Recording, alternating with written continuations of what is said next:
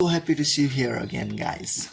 Okay, let's jump back to our reading. Interpretation. The moment Pipu most met Buriscott, he realized he had found the perfect victim. Buriscott was lonely, bored, desperate.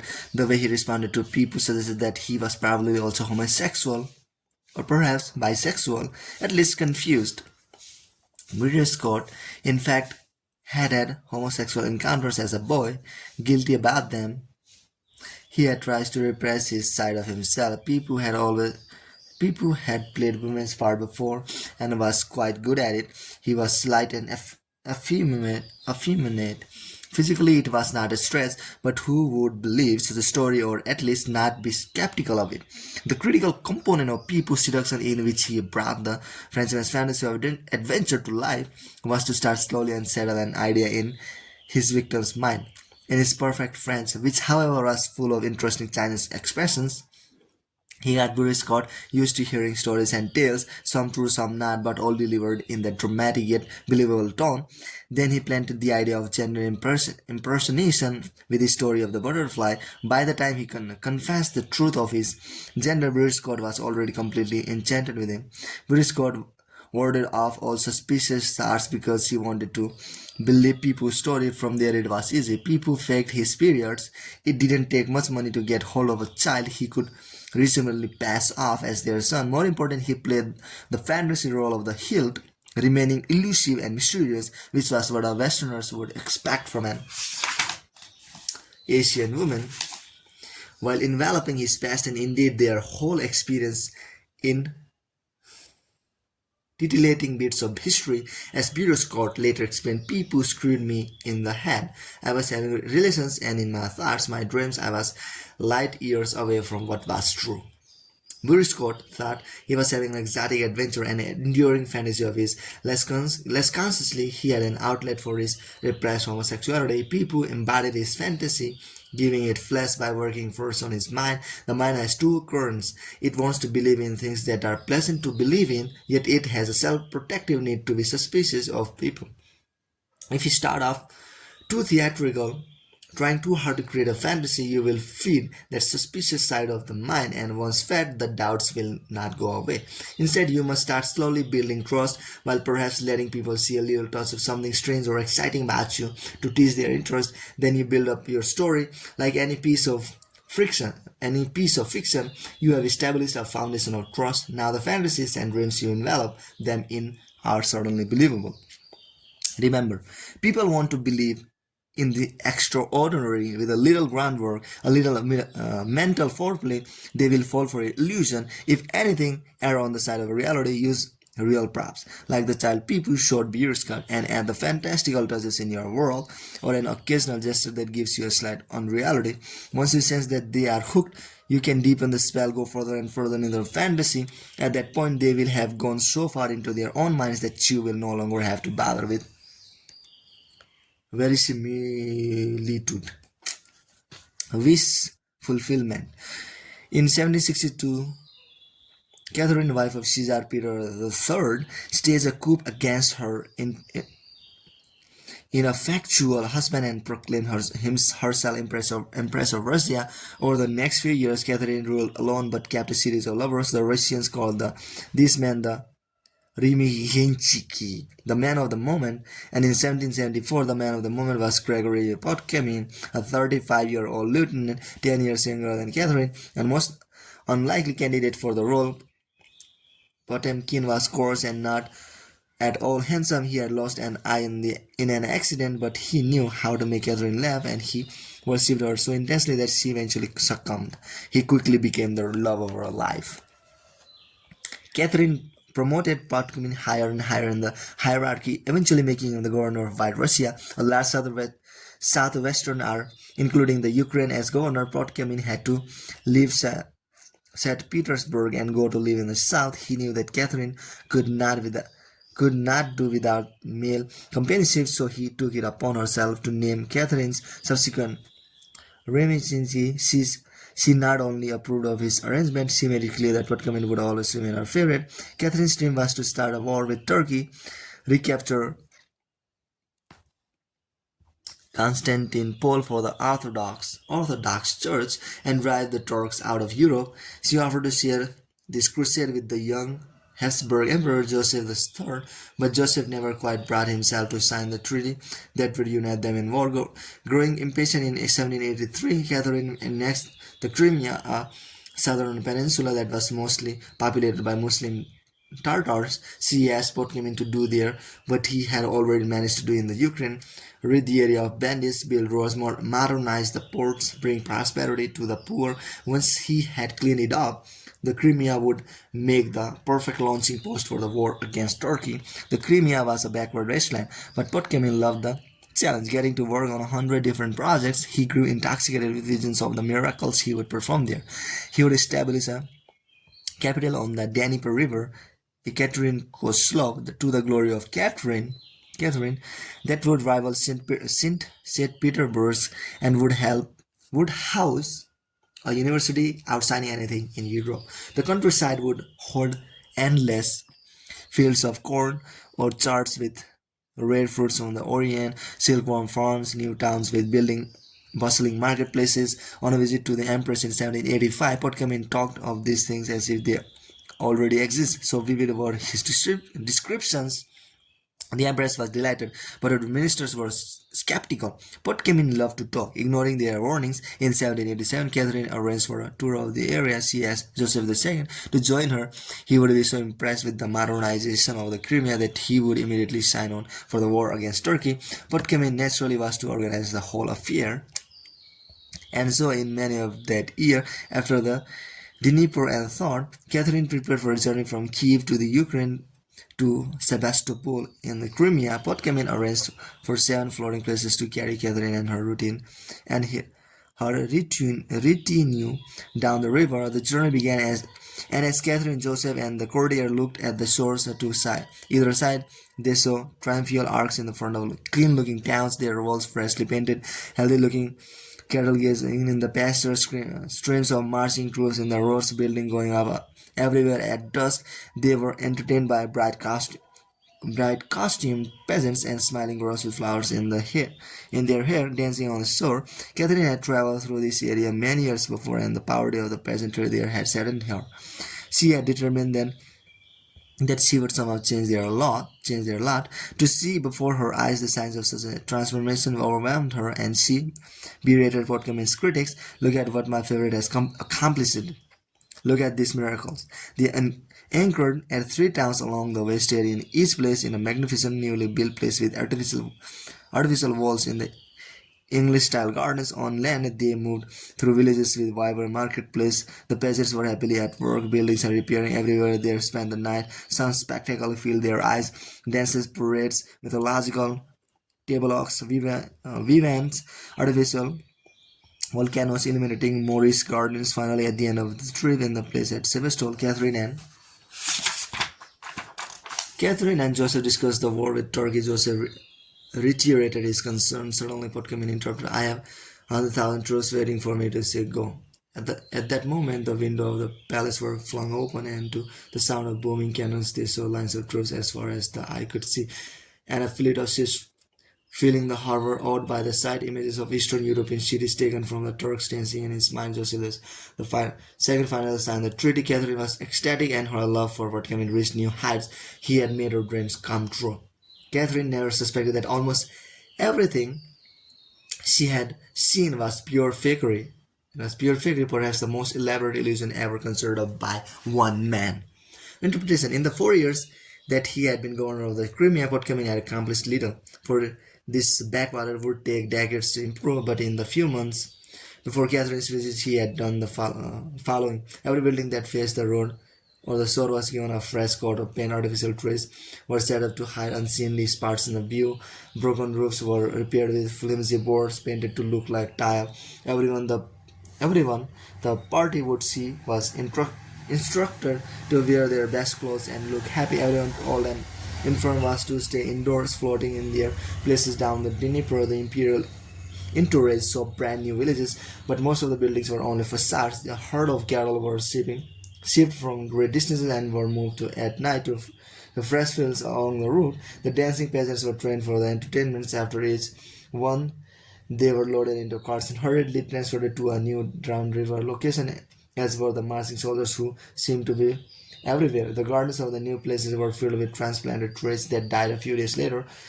The places themselves were quickly and badly built, but were so magnificently furnished that no one noticed.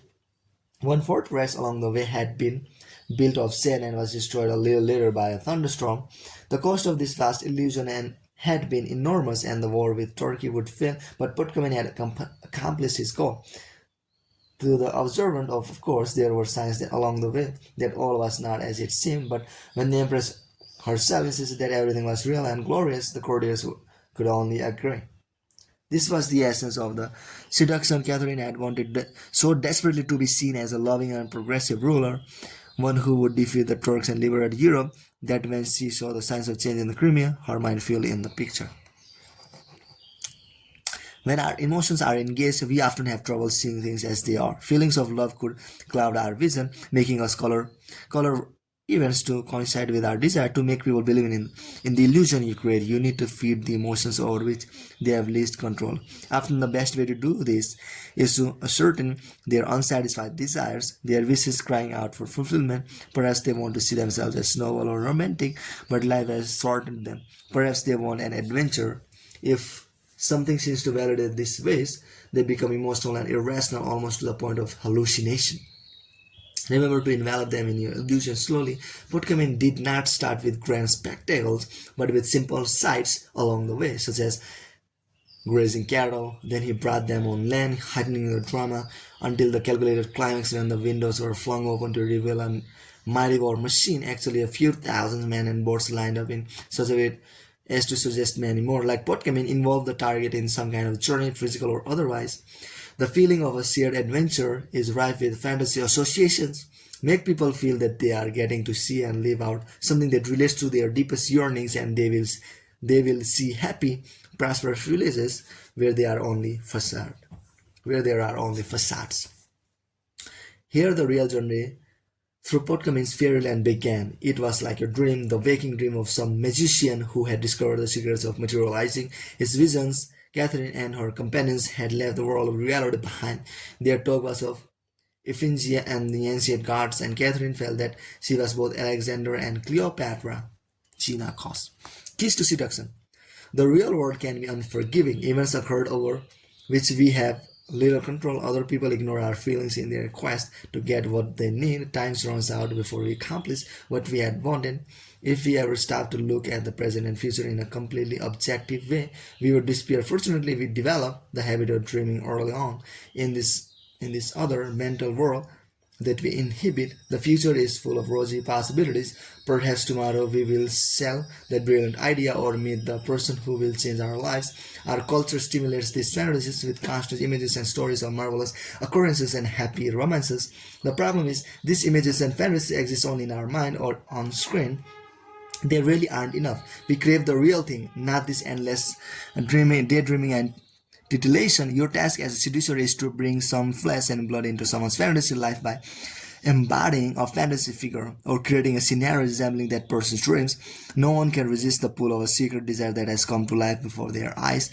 You must first choose targets who have some repression or dream unrealized. Always the most likely victim of seduction. Slowly and gradually you will build up the illusion that they are getting to see and feel and live those dreams of theirs. Once they have this sensation, they will lose contact with reality and begin to see your fantasy as more real than anything else. And once they lose touch with reality, they are to quote Staten Hall on Lord Byron's female victims like roasted larks that fall into your mouth.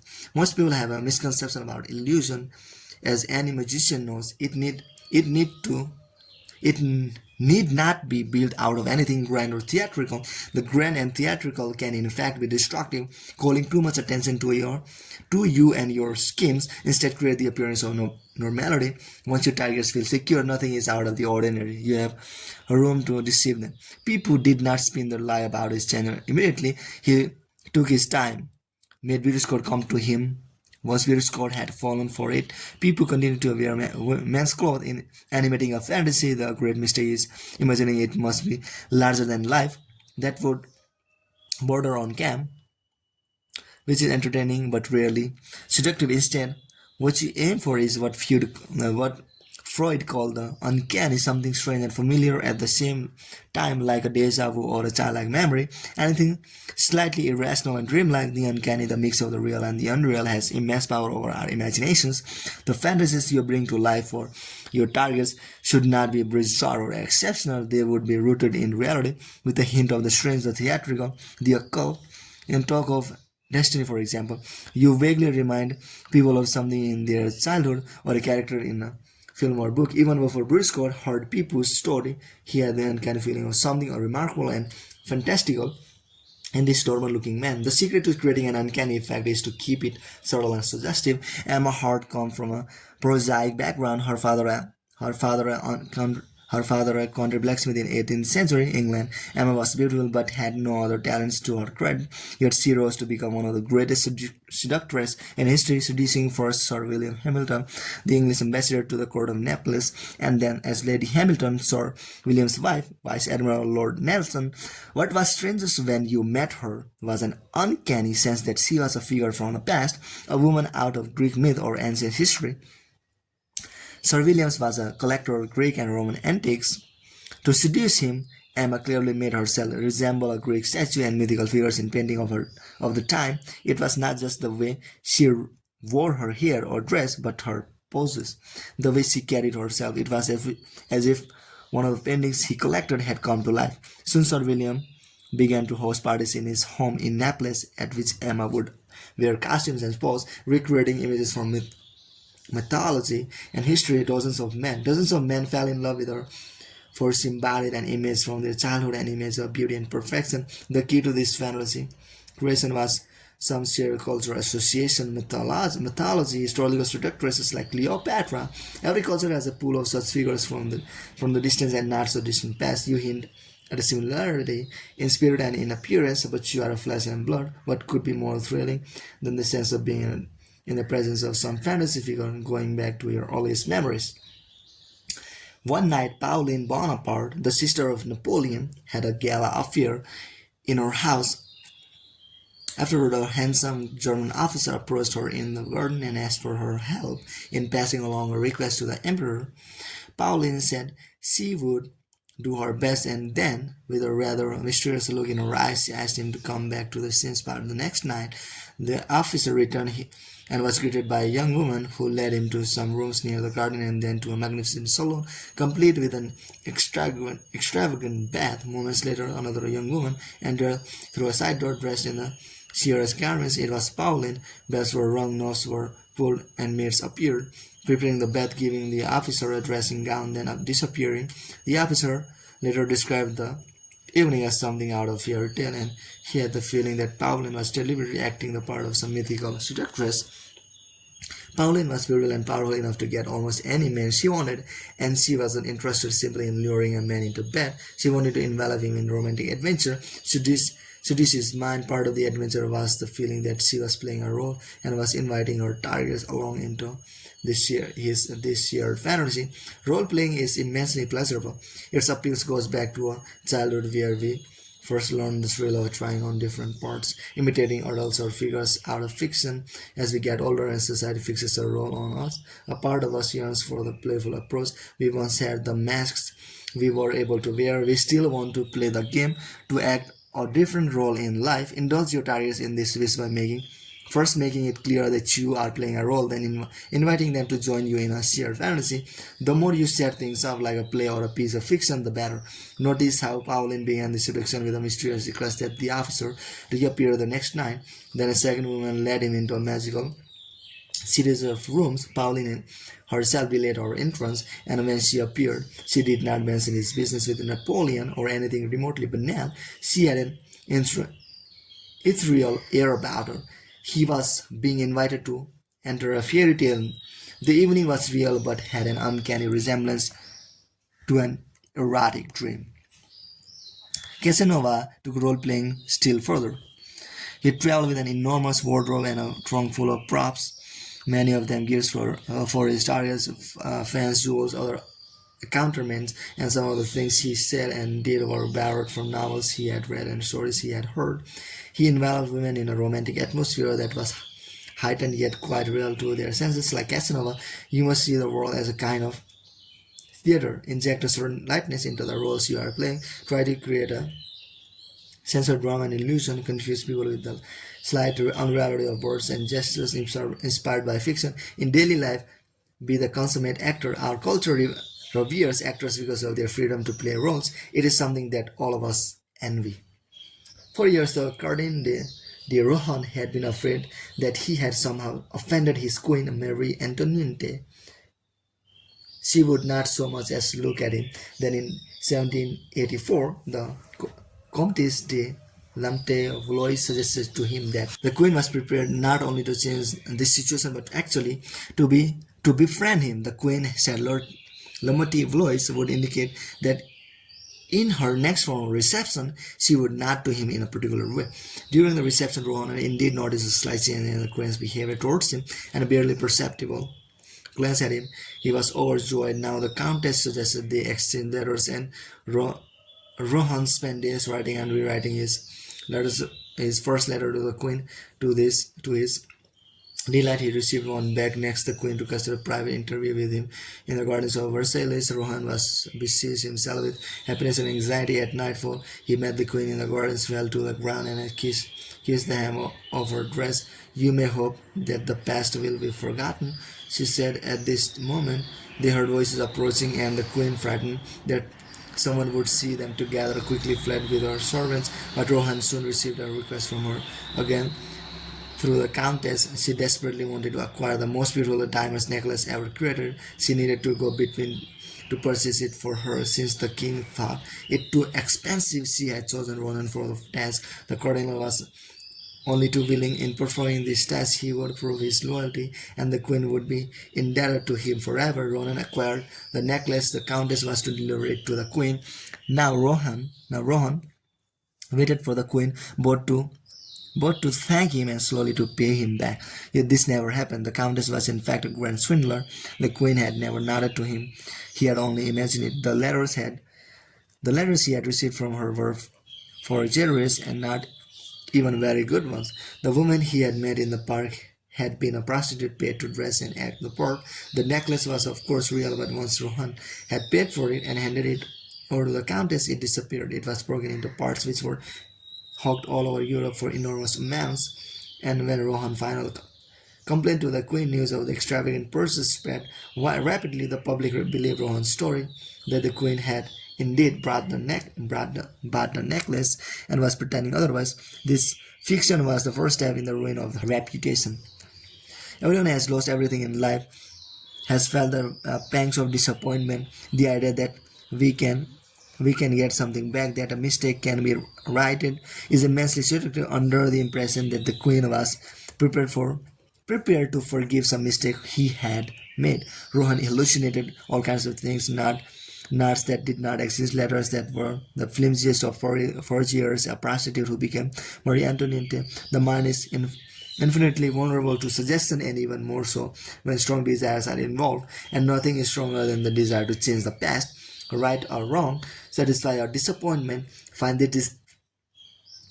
these desires in your victims, and creating a believable fantasy will be simple for you.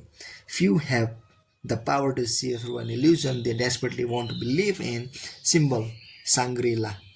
Everyone has a vision in their mind of a perfect place where people are kind and noble, where their dreams can be realized and their wishes fulfilled, where life is full of adventure and romance. Lead the target on a journey there, give them a glimpse of Shangri-La through the mist on the mountains, and they will fall in love. Reversal. There is no reversal to this chapter. No seduction can proceed without creating illusion, the sense of a world that is real but separate from reality. I'll catch you in the next one. Bye.